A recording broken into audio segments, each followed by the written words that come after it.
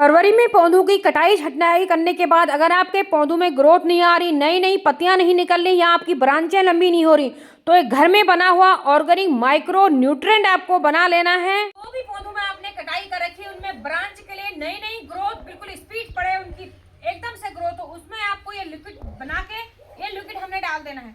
इतनी जबरदस्त ग्रोथ होगी दोस्तों, आप हैरान हो जाओगे अपने प्लांट में इसकी ग्रोथ देख के। नमस्कार, मैं मंजू और आपका स्वागत है मंजू गार्डनिंग एंड ब्लॉग में। दोस्तों, आपने कटाई छटाई कर दी, फरवरी का महीना आप 4 दिन बचे हुए हैं। 15 मार्च तक कम से कम आपको प्लांट को तैयार करना है। उसके बाद गर्मी बहुत तेज होने लगी और वो भी 15 मार्च ही आपने वहाँ का एटमोस्फियर देखेंगे ये गर्मी किस हिसाब से हो रही। जिस हिसाब से गर्मी अभी से होने लगी है तो 15 मार्च तक भी आप हो सकता है कि ना कर पाए। इसलिए जल्दी जल्दी अभी भी समय बचा है फरवरी में, तुरंत अपने पौधों को तैयार कीजिए। ये देखिए, ये मोगरा का प्लांट है, देखिए इसमें न्यू ग्रोथ, जबरदस्त ग्रोथ हो रखी है। मोगरा के प्लांट में अगर गर्मी में पूरे फूल आते हैं, फ्लावरिंग चाहिए, आप लोग कहते हैं प्लांट है फ्लावरिंग नहीं होती है, प्लांट बुशी नहीं होता, उसके लिए चेक करके अपने प्लांट में अगर रूट बॉन्ड हो गया है, जड़ें ऊपर आ गई हैं प्लांट में और होती है, इसमें हर साल करनी होती है, बहुत रूट बॉन्ड हो जाता है तो आपको जड़ों की ट्रिमिंग करनी होगी। ये काम मैं कर चुकी हूँ, इसकी वीडियो मैंने अपलोड करी है अपने चैनल पर, आप विजिट करें। और क्या फर्टिलाइजर मैंने रूट ट्रिम करते समय डाल रखा है वो भी आप देखिएगा, वो डाल दिया है। और जब इसमें हमने पूरा खाद डाल रखा है तो गोबर की खाद वगैरह हम अभी इसमें नहीं डालेंगे। हाँ, इसके जब ये एक्टिव होता है आपको कटिंग के बाद लगता है कि प्लांट में न्यू शूट्स दिखने लगते हैं, आपको ग्रोथ दिखने लगती है, छोटी छोटी निकल के आती है, तो उसके बाद आप जो ऑर्गेनिक लिक्विड फर्टिलाइजर ये संपूर्ण माइक्रो न्यूट्रिएंट मैं आपको बताने जा रही हूँ, ये आप बना लीजिए। इसको आप अपने प्लांट को पिला देंगे तो ये लंबी लंबी शाखाएं तुरंत आपकी बड़ी बड़ी होने लगेंगी इस तरीके से। इसी तरीके से काफ़ी सारे प्लांट हैं जिनमें मेरी जबरदस्त ग्रोथ है और उसके लिए मैंने माइक्रो न्यूट्रिएंट बना रखा है। हाँ, अब मैं आपको यहाँ बताती हूँ, बहुत सारे कमेंट है कि आप इसकी ट्रिमिंग कैसे करनी है। ये देखिए, ये गुड़हल का प्लांट है मेरा, एक छोटा सिंगल पेटल का, इसमें काफ़ी फ्लावरिंग हो रखी थी तो मैंने इस प्लांट को नहीं कर रखा था, अभी तक इसकी ट्रिमिंग नहीं कर रखी थी। हालांकि मैंने इसकी रूट्स देख ली, इसकी मिट्टी निकाल के इसमें जड़ें नहीं हुई थी तो रूट्स को मैंने रिचार्ज कर दिया। अब आपको करना क्या है, इस समय इसकी फटक से कटाई छटाई करनी है जिससे कि नई ग्रोथ शुरू होगी। तो सबसे पहले मैं आपको दिखा दूं, इस तरीके से जो बीच में छोटी छोटी नई नई ब्रांचें आ रखी हैं एक्स्ट्रा, उनको तो आपको बिल्कुल हटा देना है। ये देखिए इस तरीके से, ये देखिए ये हटा दिया हमने, ये क्योंकि ये प्लांट की ना जो इसमें ग्रोथ होगी, शाखाएं आएंगी और तो उसके लिए जगह नहीं बनी। अब देखिए ये ब्रांच इतनी बड़ी है तो इतनी बड़ी ब्रांच को हमें ये और बड़ी बड़ी होते रहेगी, तो इसको आपको कितनी, आप यहाँ से चाहते हैं हार्ड प्रूनिंग करना तो यहाँ से कर दीजिए, और अगर आप थोड़ा कम चाहते हैं, मैं यहाँ से करने वाली हूँ, ऐसे करना है। कट कभी भी हो, आपको नई ग्रोथ चाहिए प्लांट में दोस्तों, कट आपको हमेशा तिरछा लगाना है। ऐसा कट लगाएंगे तिरछा, अगर आपने कट बिल्कुल ऐसे लगा दिया सीधा कट तो ऐसे प्लांट में ग्रोथ नहीं होती है और बहुत देर बाद ग्रोथ होती है। तो ये आपको करना है कि कट को हमेशा तिरछा लगा देना है। ये देखिए इस तरीके से, तो ऐसे ही आपको पूरे प्लांट की ना ट्रिमिंग कर लेनी है। जितना अपना रखना है, या आपका पॉट बड़ा है तो आपको कम करनी है तो कम कीजिए। मेरा केवल 10 इंच का पॉट है और जब बहुत ज़बरदस्त इसमें फ्लावरिंग होती है, ठीक है, तो इस हिसाब से मैं इसको छोटा ही है इसलिए मैं इसकी अच्छी हार्ड प्रूनिंग कर दूँ। ये देखिए, ये देखिए इस तरीके से मैंने इसकी कटाई छटाई कर दी। अब आपको क्या करना है, कटाई छटाई आपके पास हल्दी होगी, हल्दी को हल्का सा, अब मेरी वीडियो लॉन्ग हो जाएगी ना इसमें वो नहीं दिखा रही हूँ, इसके टिप में मैं अभी लगा लूँगी। आपको हल्दी लगा लेनी है घोल के, जो कि एंटी बैक्टीरियल है, एंटी फंगल है, फंगीसाइड नहीं करता। आपके पास फंगीसाइड नहीं है, आपके प्लांटों में अक्सर हल्दी का घोल के लिक्विड का स्प्रे करते रहिए, बहुत अच्छा रिजल्ट आपको मिलेगा, कीड़ों मकोड़ों का अटैक भी नहीं मिलेगा। तो वो आपको लगा लेना है, ठीक है। वो लगा दिया आपने, गुड़ाई कर ली, उसके बाद जो न्यूट्रिएंट्स मैं आज आपको बताने वाली हूँ वो आपको डालना है और फटाफट आपके प्लांट में ग्रोथ शुरू हो जाएगी। और आपको कटिंग लगानी है गुड़हल के प्लांट की तो बहुत इजी लग जाती है, इसमें आप कटिंग लगाइएगा इस तरीके से, कैसे भी ये छोटी छोटी सी कटिंग ले लीजिए, इस तरीके से आप कटिंग लगा सकते हैं, बहुत अच्छी कटिंग लग जाएगी। तो सबसे पहले मैं आपको दिखा दूं, जो मैंने बना रखा है उसको मैं अभी अप्लाई करके आपको फिर दिखाती हूँ। ये देखिए, मैंने एक थैले में ही इसको डाल रखे थे, सारी चीजें इसके अंदर डाल रखी है इस तरीके से। ये इसलिए डाल रखी है कि अब देखिए जो लिक्विड हमारा बनकर तैयार है, आपको छानने की जरूरत नहीं है। बहुत से लोगों को हाथ लगाने में दिक्कत है, बदबू की दिक्कत लगती है, तो वो भी दिक्कत नहीं होगी। इसको उठा के आप अलग से रख देंगे और जो लिक्विड बनेगा उसको आप अपने प्लांट में अप्लाई करेंगे। अब ये चीजें क्या क्या हैं और कितनी मात्रा में डालना है वो भी मैं आपको अभी बताऊंगी। तो पहले हम आज जो आपके साथ शेयर करने वाली हूँ कि बनाना क्या है, क्या चीजें इससे मिली हुई है वो दिखाती हूँ। तो सबसे पहले हमें प्लांट के लिए क्या चाहिए, NPK, नाइट्रोजन पोटेशियम फास्फोरस, ये मेन प्राथमिक हमारे न्यूट्रिएंट्स है। लेकिन उसके बाद छोटी छोटी चीज़ें भी हमारी होती हैं, जिंक है, आयरन है, मैग्नीशियम है, सारी चीज़ें चाहिए होती है। तो वो सारी चीज़ें जिनमें वो बताऊंगी। तो सबसे पहले तो ले लिए हैं केले के छिलके, जो पोटेशियम से भरपूर है। और चीज़ें भी हैं, आयरन, फास्फोरस वगैरह भी होता है। पोटेशियम का रिच स्रोत है ये। हमने पोटेशियम के लिए केले के छिलके आपको ले लेने हैं। ये मेरे सूखे हुए हैं, चाहे आपके पास कच्चे हैं अभी के, वो भी आप ले सकते हो, ठीक है। तो इतने मैंने ये डाल दिया। उसके बाद हम फास्फोरस का रिच स्रोत, जड़ों का विकास, प्रकाश, पौधों की ग्रोथ के लिए आपके अंदर लहसुन के छिलके, प्याज के छिलके निकलते हैं। तो देखिए क्वांटिटी आप अपने हिसाब से जितने निकलते हैं, कितना भी लिक्विड बना लो, वो डालने के बाद समय मैं बताऊंगी आपको। ये देखिए, तो अब क्या करना है, आपने लहसुन प्याज के जो छिलके आपके वहाँ हैं, इनको फेंकने से अच्छा है इसको पौधों में डालेगा। देखिए नॉर्मल पानी देने से अच्छा कुछ ना कुछ पानी में आप जरूर मिलाइए।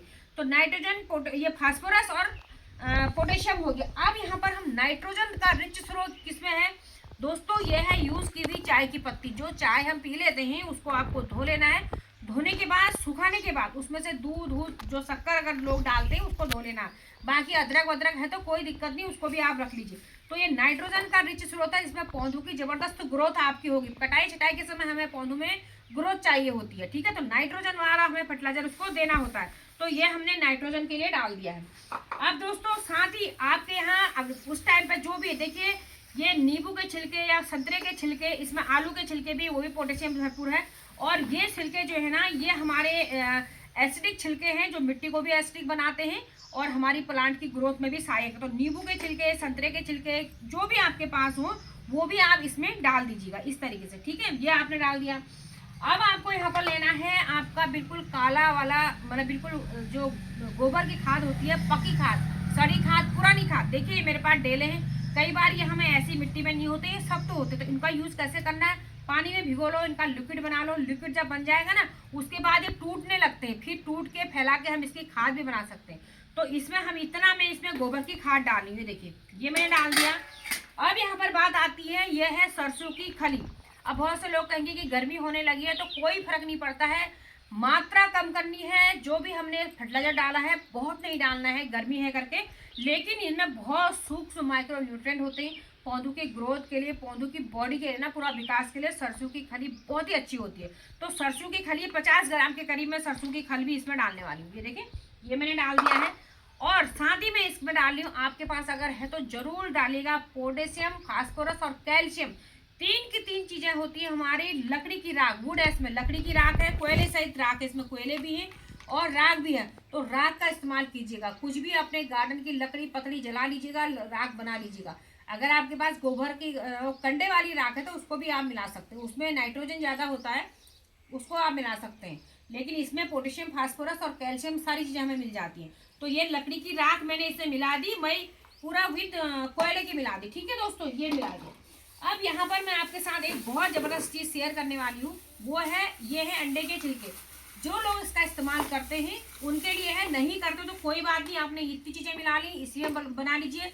ये एक्चुअली कैल्शियम का रिच स्रोत है, कैल्शियम के लिए मैं इसको मिलाती हूँ और इनमें भी है। और आपको मिलाना ही है, इसमें आप 2-4 चम्मच क्या कहते हैं चूना, अगर आपके पास हो चूना मिला लीजिएगा, या खाने वाला चूना हो तो वो तो जब डालो प्लांट में उसी समय घोल के आप डाल सकते हैं। तो इनका कैल्शियम बहुत, ये पूरा डिकम्पोज कभी नहीं होते हैं, तो कैल्शियम इसका रिलीज हो जाएगा। हम जब इसको भिगोएंगे कुछ दिन, तो ये साबुत नहीं डालती हूँ। इसको करना क्या है आपको, थोड़ा सी, मैंने एक वीडियो पहले भी शेयर करी थी आप लोगों के साथ, थोड़ा सी इसको ना, इनको हम कूट लेते हैं। थोड़ा सी कुटाई करनी जरूरी होती है, मैंने कहा ना गार्डन के लिए थोड़ा सी कुटाई करनी भी जरूरी होती है। ये देखें, तो जिससे कि छोटे पीस हो जाएंगे। क्योंकि जब हमारा न्यूट्रिशन निकाल लेंगे, एक बार पानी ले लो, आप चाहो तो दोबारा भी इसको बना सकते हो। उसके बाद हम इसको किचन वेस्ट कंपोस्ट में डालेंगे, जिससे क्या होगा कि हमारा ये जब कंपोस्ट बनेगा तो उसके लिए ये चूरा बना रहेगा। ये देखिए, इस तरीके से मैंने इसको कूट दिया है।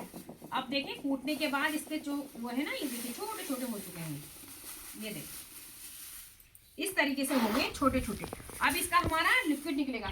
तो दोस्तों ये सारी घरेलू चीजें हैं, सब चीजें आपके पास है। एक सरसों की खल में लाई हूँ, वो भी आपके पास नहीं है तो सरसों के दाने होंगे आपके रसोई में, वो दाने 50 ग्राम ग्राइंड करके आप सरसों के दाने काले पीले जो भी हैं उसको भी इसमें डाल सकते हो। सारी घर की चीजें हैं दोस्तों। अब ये हमने सारा मिक्स करके, अब हमें चाहिए एक बाल्टी आपको लेनी है, जिसमें कि ढक्कन हो, बिल्कुल एयर टाइट बाल्टी लेनी है आपको।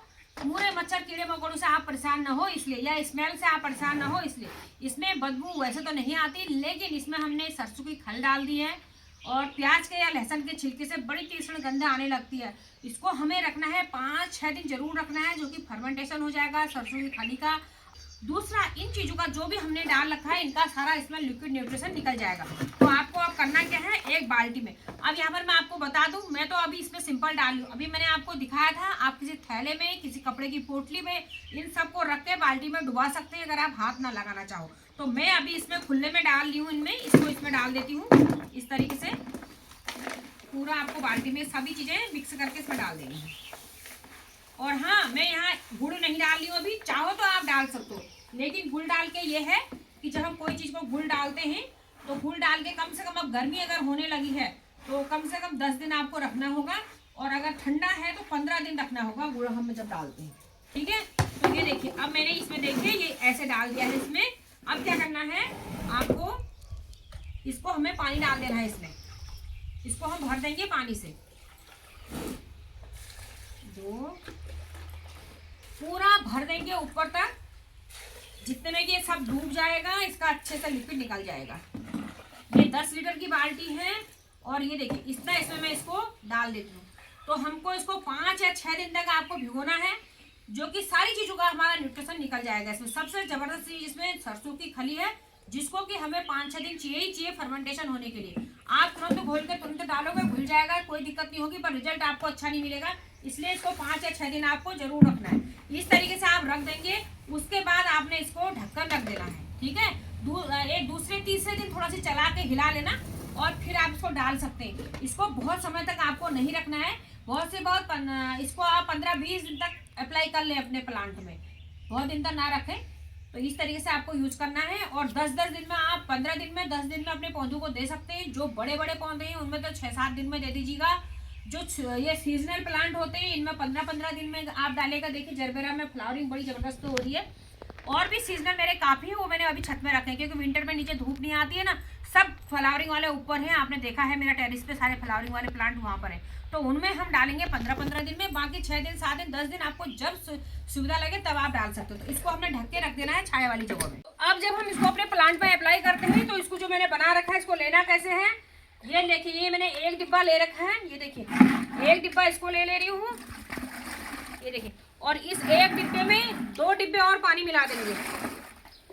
ये देखिए, बस इतना ही मिला लीजिए, और इसको आपको अपने पौधे में जो है ना अप्लाई कर देना है। छटाई वाले पौधों में देखिए, ये देखिए अभी मैंने गुड़हल की कटाई छटाई करी, और इसमें भी मैंने इसको डाल दिया है।